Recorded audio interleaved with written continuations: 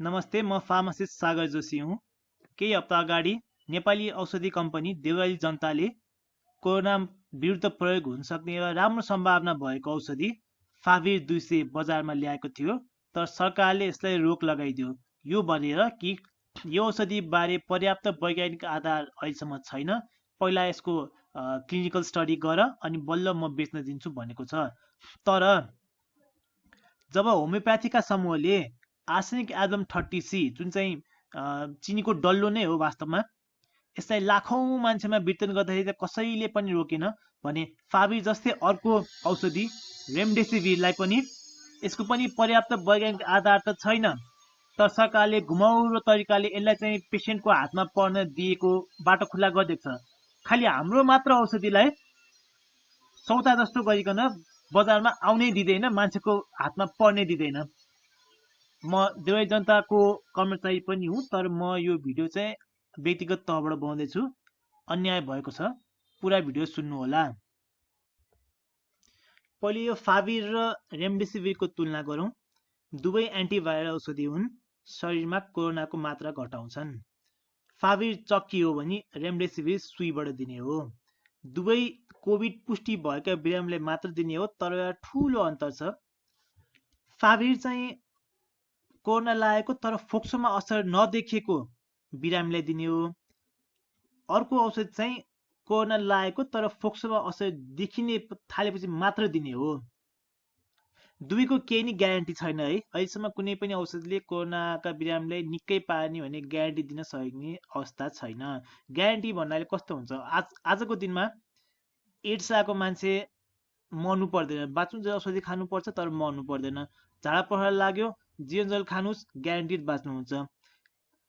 Malaria लाग्यो, औषध छ, मर्नु पर्दैन। त्यो हो ग्यारेन्टी भनेको। र अहिले यी औषधिहरूले ग्यारेन्टी दिन सक्दैनन्। कोरोनाको विभिन्न केसहरूलाई माइल्ड, मोडरेट, सिभियर, क्रिटिकल भनेर विभाजन गरिएको हुन्छ। लक्षण जति अब सुरुमा चाहिँ ज्वरो मात्र आउने, डायरिया मात्र लाग्ने साधारण लक्षणहरू हुन्छन्, बिरामी ठिकठाकै हुन्छ। त पछि गएर चाहिँ फोक्सोमा असर आउन थाल्छ। फोक्सोमा असर भएपछि चाहिँ सिभियर केस भन्छौँ हामी। उसलाई अब अक्सिजन मास्क चाहिन्छ, भेन्टिलेटर चाहिन्छ, त्यसपछि क्रिटिकल हुन्छ, बेसिकली त्यसपछि मर्ने नै हो। त्यो के बुझ्नु जरुरी छ भन्दाखेरि कोरोना फैलिएर फोक्सोमा पुग्नु भनेको मर्ने सम्भावना बढ्ने हो। त्यही भएर जे गर्नु छ औषध दिने हो भने फोक्सोमा पुग्नुभन्दा अगाडि दिनुपर्छ। फोक्सोमा समस्या भइसकेपछि दिनु हो त मान्छेलाई मृत्युको मुखमा लगेर औषध दिनु जस्तो हो। अनि अर्को के चिज पनि बुझ्नु भन्दाखेरि के हामीले पहिले भन्न सक्छौँ त कि कसको चाहिँ कुन बिरामीलाई चाहिँ फोक्सोमा असर हुन्छ, कसलाई नहोला भने भन्न सकिन्छ। विश्व स्वास्थ्य सङ्गठनले दिएको गाइडलाइन अनुसार तपाईँको उमेर 60 भन्दा माथि छ, तपाईँ चुरोट खानुहुन्छ, तपाईँलाई डायबिटिज, प्रेसरको, मुटुको, फोक्सोको, किडनीको, क्यान्सर त्यस्तो केही रोगहरू छ भने तपाईँ चाहिँ यो फोक्सो बिग्रिने स्टेजमा आउने सम्भावना छ। अर्को ठुलो अन्तर भनेको यिनीहरूको मूल्यमा छ।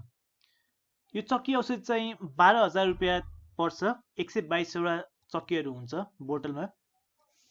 यो सुई औषध चाहिँ एक भाइलको, जे तपाईँ देख्नु भएको छ त्यो एक भाइल हो, त्यसको 6500 रुपियाँ लिन्छ। हेर्दाखेरि चक्की त महँगो, दुईगुना महँगो देखिन्छ, तर नेसनल हेल्थ रिसर्च काउन्सिलले एउटा गाइडलाइन तयार पारेको छ रेमडेसिभिर ड्रग कसलाई दिने, कति दिने भनेर। त्यो गाइडलाइनले हेर्नुभयो भने तपाईँ कोरोना लागेको र फोक्सोमा असर परेको बिरामी भएपछि तपाईँलाई अक्सिजन मास्क लाउनु परेको छ भने 5 दिनको उपचार, जहाँ टोटल 6 वटा भाइलहरू खर्च हुन्छ भने तपाईँ भेन्टिलेटरमा राखेको कोरोना पोजिटिभ बिरामी पर्नु भयो भने 10 दिनको ट्रिटमेन्ट, 11 वटा भाइलहरू लाग्छ। र एउटा भाइलको 6500 अनुसारले अब चाहिँ खर्च चाहिँ हाम्रो 40,000 देखि 70,000 भयो।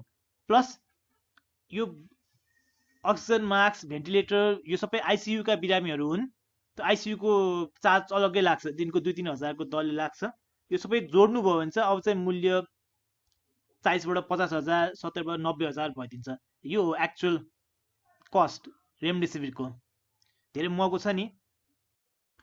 अर्को फरक भनेको यो चक्की औषध चाहिँ नेपालमै उत्पादन गर्न मिल्छ भने यो अर्को सुईबाट दिने औषध चाहिँ नेपालमा उत्पादन गर्न हालसम्म मिल्दैन।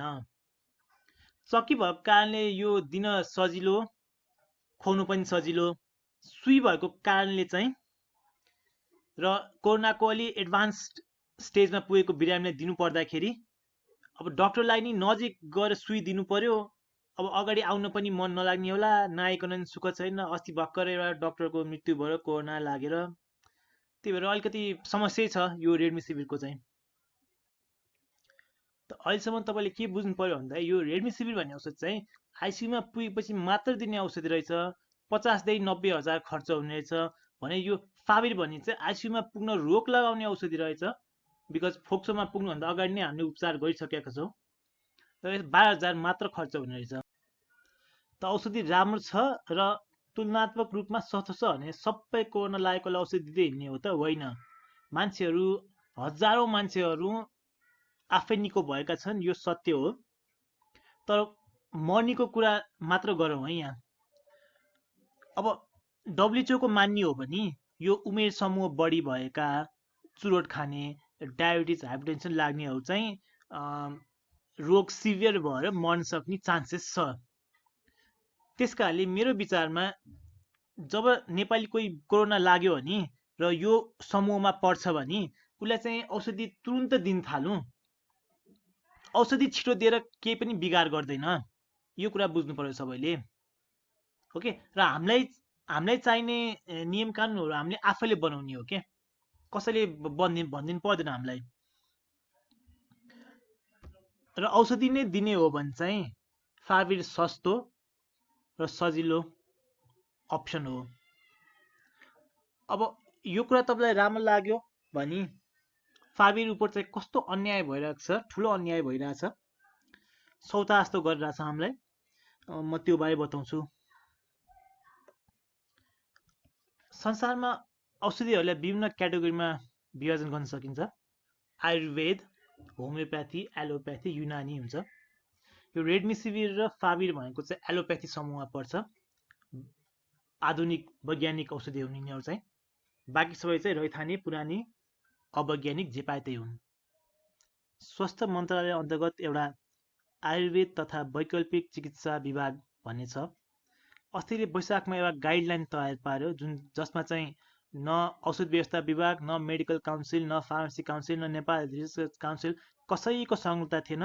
सुटुक्क लाएर एउटा गाइडलाइन निकालिदियो। त्यो गाइडलाइनमा के लेखेको छ भन्दाखेरि बेसार, लसुन, च्यवनप्रास, गुर्जो, अश्वगन्धा, जिरा, धनिया, यी सबै चिजहरूले इम्युन बुस्ट गर्छ अरे। अनि होमियोप्याथी सेक्सनमा किटेर लेखिदिएको छ arsenic album, these medicines boost immune system रे। यस्तै छाती ठोकेर लेखिदिएपछि के बलियो आधार त दिएको होला जस्तो तपाईँलाई लाग्ला, बट केही पनि छैन। होमियोप्याथी फेक हो, स्क्याम हो। यो एउटा व्यक्तिगत ओपिनियन होइन, फ्याक्ट हो। सो मैले वैकल्पिक चिकित्सा विभागलाई सोधेँ कि तपाईँले के सोचेर यो चिजलाई गाइडलाइनमा लेख्नुभयो, बेजती कुरा भयो, के गरेको यो भनेर सोद्धा उसले मलाई के जवाफ दियो भन्दाखेरि उसले 3टा चिज भन्छ। नम्बर 1, भारतले पनि त गरेको छ नि, त्यस्तो जवाफ दिदियो। नम्बर 2, इटालीमा एउटा के स्टडी भएको छ अरे, यो अनुसार हामीले गरेको हो अरे। अब यो स्टडी असाध्यै नै कमजोर छ है। यसमा खालि 10 जना मात्र मान्छेहरू छन्। यो अब्जर्भेसनल स्टडी हो। यसमा आर्सेनिक एल्बम बाहेक 25 थरी होमियोप्याथिक औषधिहरू ठुसाएको छ। तसर्थ यसको आधारमा त केही पनि निष्कर्षमा पुग्नै सकिँदैन। र तेस्रो चाहिँ उसले WHO लाई अगाडि ल्यायो। WHO ले 2014मा इबोला महामारी हुँदाखेरि उपचार एउटा रोगको उपचार पत्ता लगाउन चाहिँ वर्षौँ लाग्छ। त वर्षौँको लागि त समय छैन, मान्छे मरिरहेछन्। त्यही भएर ल्याबमा अलिकति पनि सम्भावना बोकेको औषध छ वा कुनै परम्परागत रूपमा प्रयोग भएको कुनै औषध छ भने त्यसलाई प्रयोगमा ल्याउन पाइन्छ है भने बाटो खोलिदियो के।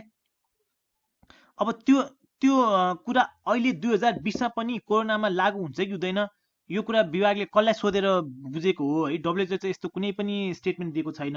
मलाई लाग्दैन कि यो कोरोनामा यो इबोला कुरा यहाँ प्रयोग गर्न मिल्छ।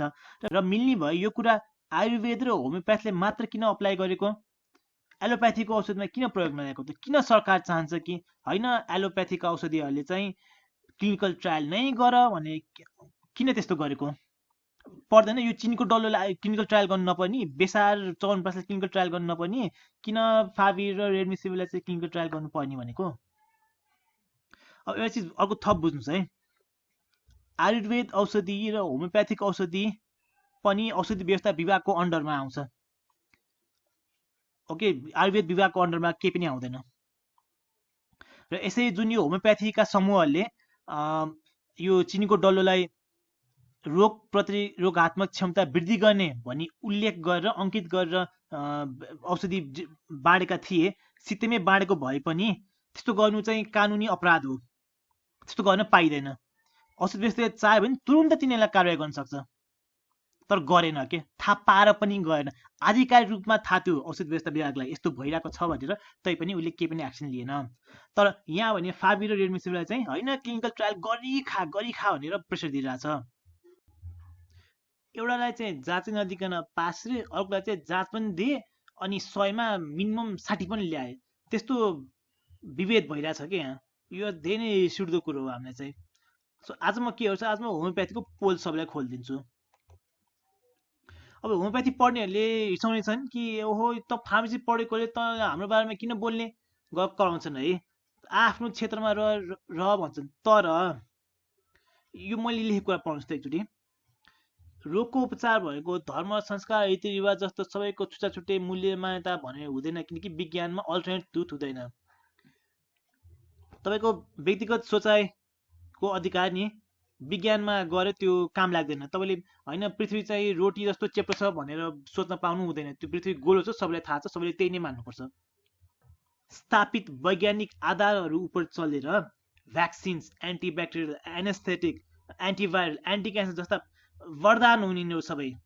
यिनीहरूको खोजी भयो भने होमियोप्याथीको 200 वर्षको अस्तित्वले के दिएको छ, जबकि उनीहरूले अहिलेसम्म कराएर हुन्छन् कि होमियोप्याथिक औषधि इम्युन बुस्ट गर्छ। यत्रो ठुलो दाबी गर्ने अहिलेसम्म नोबेल प्राइज खै जितेको त, यो कुरा विचार गर्नुहोस् तपाईँ। अनि के इम्युन बुस्ट गर्छ भने के एड्स लागेको मान्छेमा यो होमियोप्याथीको औषधि यो चिनीको डल्लो खानिदिने हो कि? नखानु है, फेरि तपाईँ मर्नुहुन्छ। संसारमा आजको दिनमा होमियोप्याथीको के औकात छ म त तपाईँलाई बताउँछु। नोबडी लाइक्स होमियोप्याथी, संसारले यसलाई उन्मूलनै गर्न खोजिरहेको छ। अस्ट्रेलिया, अमेरिका र बेलायत तीनटा देशका प्रमुख स्वास्थ्य निकायहरूले के मान्छन् भन्दाखेरि there is little evidence to support homeopathy as an effective treatment for any specific health condition. होमियोप्याथीले कुनै पनि रोग उपर असरदार छ भन्ने प्रमाण छैन भनिरहेका छन् रे है। त्यसपछि यो होमियोप्याथीको असर केही पनि छैन, यो काम छैन यो चिज भनेर बेलायतले 2018 र फ्रान्सले 2021 देखि यो औषधि उन्मूलन गरिसकेको छ उनीहरूको देशमा। उन्मूलनको अर्थ के भन्दाखेरि सरकारी खर्च चाहिँ अब यसले पाउने छैन। सरकारी खर्च नपाएपछि यो बिस्तारै आफ सुक्दै सुक्दै सुक्दै उन्मूलन भएर जानेछ। स्पेनमा होमियोप्याथिक दबाई रोजेको भएर एक नागरिकको मृत्यु भयो र यो घटनाले गर्दाखेरि त्यहाँका वैज्ञानिकहरूले चाहिँ सरकारलाई सरकार यो होमियोप्याथी भन्ने ठगी चिजलाई बन्द गर्नुहोस् भने चिठी लेखे। त्यसको रेस्पोन्समा सरकारले 2018 देखि ल अब चाहिँ हामी होमियोप्याथी सरकारी अस्पतालहरूबाट होमियोप्याथी बेचबिखन गर्न नपाइने भन्ने नियम लगाइदियो। अनि त्यति नपुगेर त्यहाँको स्वास्थ्य मन्त्रीले के पनि गर्नु भने 2019मा पुरा युरोपियन युनियनबाट होमियोप्याथी उन्मूलन हुनुपर्छ भन्ने प्रस्ताव गरेकी छिन्। र अन्तिममा WHO को HIV, मलेरिया, TB को उपचार गर्ने गाइडलाइन विश्वभर त्यही नै चल्छ, सबैले त्यही नै गर्ने हो। यो तिनटै रोगहरू छ, तिनटै चाहिँ सरुवा रोग नै हो र यसमा इम्युनिटी बढी भए त फाइदाजनक कुरा हुनुपर्ने हो। तर खै त अहिलेसम्म पनि यिनमा चाहिँ होमियोप्याथिक औषधिलाई चलाएको छैन। किन होला? किनकि काम गर्दैन, त्यही भएर। यो हो वास्तविकता होमियोप्याथीको। अब औषधि व्यवस्था विभागले अडा नै लिइरहेको छ कि क्लिनिकल ट्रायल जसरी भए नि गराउँछु भनेर। तसर्थ नेसनल हेल्थ रिसर्च काउन्सिलको थ्रु यो जिम्मा पाएको छ उसले क्लिनिकल ट्रायल गराउने भनेर। तर यो संस्थाले अहिलेसम्म कुनै पनि क्लिनिकल ट्रायल गरेकै छैन। हामीले जे क्लिनिकल ट्रायलको बारे थाहा छ यो चाहिँ विभिन्न चरणबद्ध रूपमा हुने गर्छ, first phase, second phase, third phase, fourth phase भनेर। र यो पूर्ण रूपमा गर्दाखेरि हजारौं बिरामीहरूमा अध्ययन भएको हुन्छ, 3 देखि 4-5 वर्षसम्म लाग्छ। त्यस कारणले नेपालमा क्लिनिकल ट्रायल गर्छु भन्दाखेरि त्यत्रो लामो समय, त्यत्रो धेरै बिरामीहरूमा, अनि तिनीहरूलाई त्यो औषधि कसले दिने, कहाँबाट ल्याउने, त्यो सबै अन्यल छ के। अहिलेसम्म कुनै प्रोटोकल त जारी गरेको छैन NHRC ले। त्यस कारणले धेरै नै शङ्कास्पद कुरा छ कि यो साँच्चैकै गर्न सक्ने कुरा नि हो कि होइन, नत्र भने किन औषधि मान्छेको हातमा पुग्नुबाट चाहिँ समय मात्र नष्ट गरिरहेको हो। ल क्लिनिकल ट्रायल गर्ने भए पनि अब हेर्नुहोस् है, फाभिलाई सौता फेरि गरिरहेको छ यहाँ। रेडमिसिभिरलाई चाहिँ अब्जर्भेसनल क्लिनिकल ट्रायल गरिरहेछन् यिनीहरूले। फाभिलाई चाहिँ placebo control randomise clinical trial गर्न लाग्छन्। फरक के छ, एउटा गर्न सजिलो छ, अर्को गर्न गाह्रो छ। यस्तो किन गरेको तिमीले? दुईटै औषधि रेडमिसिभिर र फाभिर अहिलेसम्म अप्रमाणित औषधिहरू हुन्। तसर्थ यिनीहरूलाई ट्रायल गर्ने भए एउटै तरिकाले ट्रायल गर न। उसलाई पनि गाह्रो गर्ने भए उसलाई नि गाह्रो गर, उसलाई सजिलो गर्ने भए उसलाई नि सजिलो गर। यो विभेद चाहिँ किन गरेको भन्दाखेरि मैले के एउटा रफली जवाफ पाएँ भन्दाखेरि रेडमिसिभिर यसलाई चाहिँ नि, रेडमिसिभिरलाई चाहिँ अमेरिकाले बोलिसकेको छ। के बोल्या छ? ल यो आपतकालीन सिचुएसन भयो, त्यस कारणले यो दबाईले केही असर गरिरहेको जस्तो प्रारम्भिक अनुसन्धानले देखाउँछ, त्यस कारणले यसलाई चाहिँ इमर्जेन्सी अथराइजेसन दिएको छ। त्यही कुरा फाभिलाई भारत, रसिया, चीनले पनि त्यस्तै अथराइजेसन दिएको छ, आपतकालीन अथराइजेसन हो। सरकारलाई अमेरिकाले बोलेको मात्र राम्रो लाग्छ, भारत, रसिया, चीनले बोलेको राम्रो लाग्दैन। किन? अमेरिका मात्र नम्बर 1 कन्ट्री हो, त्यसले बोले मात्र सही हुन्छ। सो यो वैज्ञानिक सोचाइ चाहिँ प्रस्तुत गरेन सरकारले। सरकारले गर्नुपर्ने भए चाहिँ यो रेडमिसिभिरको के डाटा छ र फाभिरको के डाटा छ त्यसलाई तुलनात्मक रूपमा अध्ययन गरेर यसको यो कमजोरी, यसको यो कमजोरी भनेर अनि पो निष्कर्ष आउनुपर्छ कि ओके रेडमिसिभिरलाई चाहिँ अब्जर्भेसनल ट्रायल मात्र गरे हुन्छ है भनेर। तर त्यस्तो केही गरेको छैन। यत्तिकै हावातालमा अमेरिकाले भन्थ्यो सकिगयो नि, त्यसरी बोलिएको छ। भोलि गएर भारत, रसिया, चीनले बनाएको भ्याक्सिन पनि प्रयोग गर्न नपाइने भयो, बिकज सरकारलाई त अमेरिकन स्ट्यान्डर्ड नै चाहिएको छ। एउटा यहाँ गोलमाल कुरा यहाँ छ के, भारतको औषधि व्यवस्था विभागले फाभिपिराभिरलाई इमर्जेन्सी अथराइजेसन दियो। यहाँको औषध व्यवस्था विभागले भन्यो भारतले गरेर हुन्छ, म मान्दिनँ, त्यो धोतिएको कुरा मान्दिनँ म, त्यस्तो भन्यो। तर त्यही भारतबाट यो जुन रेडमिसिभिर छ नि, भारतमा उत्पादन भएको औषधि हो। अहिले भारतको माइलान, हेट्रो, सिप्ला तीनटा कम्पनीबाट यहाँ लाइसेन्सलाई अथराइजेसन दिएको छ। सो कोरोना सम्बन्धित भारतीय नीति चाहिँ शङ्कास्पद भयो औषध व्यवस्था विभागलाई, त कोरोना सम्बन्धित भारतीय उत्पादन चाहिँ विश्वसनीय भयो। कस्तो गोलमाल कुरा के। तसर्थ फाभिर उप एक प्रकारको षड्यन्त्र जस्तो भइरहेको छ। अब यसबारे मिडियाले थप चर्चा गर्नुपर्ने, थप बहस गर्नुपर्ने, तर यो भइरहेको छैन।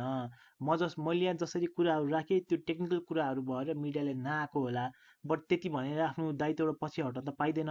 मिडिया लाटो भयो भने समाजलाई घाटो हुन्छ, औषधि उद्योगलाई घाटो भइरहेछ। तपाईँ कुनै मिडियालाई चिन्नुहुन्छ भने यो भिडियो जरुर फरवर्ड गरिदिनु होला, उनीहरूलाई भन्नुहोस् होला कि आफ्नो ड्युटी पुरा गर्नु है भनेर भन्नु होला।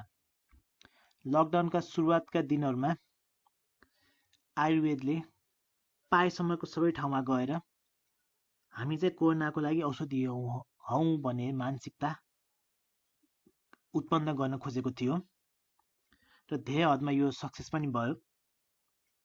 मान्छेले साँच्चै विश्वास गरे कि बेसार चाट्यो भने इम्युनिटी बढ्छ होला, चिनीको डल्लो खायो भने इम्युनिटी बढ्छ होला भनेर मान्छेले विश्वास गरे। अब फेरि पनि मिडियालाई थाहा छैन के हो सही हो के गलत हो थाहा छैन, तैपनि अलिकति पनि रिसर्च नगरिकन जसलाई जो पनि आएर जे पनि बोल्न दिने स्टुडियोमा, अनि त्यसको जिम्मेवारी चाहिँ लिन नखोज्ने, यो त सही भएन। अहिले हाम्रो बारेमा त कसैले बोलेको छैन, किन नबोलेको? यहाँ अरू टाइटलहरू हेर्नु न, यहाँ भान्सामै छ औषधि, भान्सामै छ औषधि, घर आँगनमै छ औषधि। नयाँ पत्रिकाले त हदै गरिदियो, दुध खानुले दुधले पनि रोगसँग लड्ने क्षमता बढाउँछ अरे। यो हिमाल टिभी हेर्नु न, पतञ्जलि भारतीय कम्पनीलाई ल्याएर उसले चाहिँ कोरोनाको लागि औषधि बनायो भन्ने गलत प्रचार गरेको थियो। यो पर्टिकुलर सोमा त डेङ्गुको पनि उपचार गर्नुभएको थियो होइन र, त्यसको बारेमा भन्नुहोस् न भनेर कार्यक्रम प्रस्तुताले प्याच्च भनिदिन्छन्, जुन चाहिँ त्यो पनि गलत नै हो। गलत कुराको प्रचार गरिदिने तर स्वदेशी कम्पनीको बारे प्रचार नगर्ने, त्यही होइन त? याद छ तपाईँलाई रवि लामिछानेको सोमा एउटा मान्छे आएका थिए। उनले भनेको थिए म भ्याक्सिन बनाएको छु। कहाँबाट? जडीबुटीहरूबाट भ्याक्सिन। जडीबुटीबाट भ्याक्सिन। कहाँ छ यो अहिले? यस्तो हावादारी कुरोमा यति धेरै सपोर्ट पायो यो मान्छेले, तर अहिले कम्पनीलाई हेरेर कसैले वास्तै गरेको छैन। आँखा अगाडि भएको कुरालाई वास्तै नगर्ने के हो यो तिमीहरूको? यो त भएन, यो त अन्याय नै भयो नि त। Nepalese company, we deserve respect, we deserve attention. मेरो अन्तिम भनाइ के छ भने, आजका दिनमा कुनै पनि कोभिड बिरामीलाई फोक्सोमा असर भयो भने उसले तुरुन्त लाएर रेमडेसिभिर तुरुन्त पाउँछ। यो त सबै खर्चहरू सरकारले नै बिहोर्छ अरे। तर हाम्रो फाबिललाई चाहिँ त्यस्तो केही पनि मौका दिएको छैन। यस्तो विभेद किन? त्यो रेमडेसिभिरको व्यापारीहरूलाई त फाइदा भइरहेछ, कम्पनीलाई किन घाटा हुने? त्यो रेमडेसिभिरलाई जसरी बिरामीको हातमा पारिएको छ, फाबिललाई त्यस्तै बाटो खोलिदिन म सरकारलाई अनुरोध गर्दछु। होइन भने सरकारले जुन यो आयुर्वेद विभागको गाइडलाइन लिएको छ त्यो फिर्ता लिनु पर्यो। औषधि व्यवस्था विभागले हरेक आयुर्वेदिक औषधिको क्लिनिकल ट्रायल माग्नु पर्यो, नदिनेको लाइसेन्स खारेज गर्नु पर्यो। र देशबाट यो होमियोप्याथीको ठगी पूर्ण रूपमा उन्मूलन हुनु पर्यो। होइन होमियोप्याथी पनि माया गर्ने, आयुर्वेदलाई पनि माया गर्ने, रेमडेसिभिरलाई पनि माया गर्ने, हाम्रै स्वदेशी नेपाली भएर नेपाली कम्पनीलाई नै देखिन सक्ने यो चाहिँ हामी पनि देखिसक्दैनौँ। फेरि भ्याक्सिन आउने कहिले हो कहिले, चाडपर्व आउनु लाग्छ, घुलमिल बढ्छ, कोरोनाको सङ्क्रमणको सङ्ख्या बढ्नेछ। कोरोनाको सङ्क्रमणको सङ्ख्या चाहिँ एक्सपोनेन्सियली बढ्छ, यो कुरा थाहा छ कि थाहा छैन? एक्सपोनेन्सियली बढ्नु भएको सपोज कि 6 महिना लाएर 1 लाख केसेस देख्यो भने यो डबल हुनलाई अर्को 6 महिना कुर्नु पर्दैन, अर्को 1 वा 2 महिना यो डबल भइदिन्छ। त्यस्तो हो, यतिकै वात बढिदिन्छ। र जब त्यस्तो हुन्छ तब मर्नेको सङ्ख्या पनि धेरै नै हुन्छ। 600बाट 4-5 हजार भइदियो के गर्ने? त्यो बेला त सबैलाई औषध चाहिन्छ। र त्यो बेलासम्म क्लिनिकल ट्रायल सक्ने हो कि होइन केही ठेगान छैन। स्टार्ट त भएको हो कि होइन शङ्कास्पद छ। त्यसैले सरकारलाई घचघचाउनलाई सबैलाई यो भिडियो, यो मैले पोखेका विचारहरू पुग्नु जरुरी छ। त्यस कारणले यो भिडियो चाहिँ म्याक्सिमम सेयर जरुर गरिदिनु होला। धन्यवाद।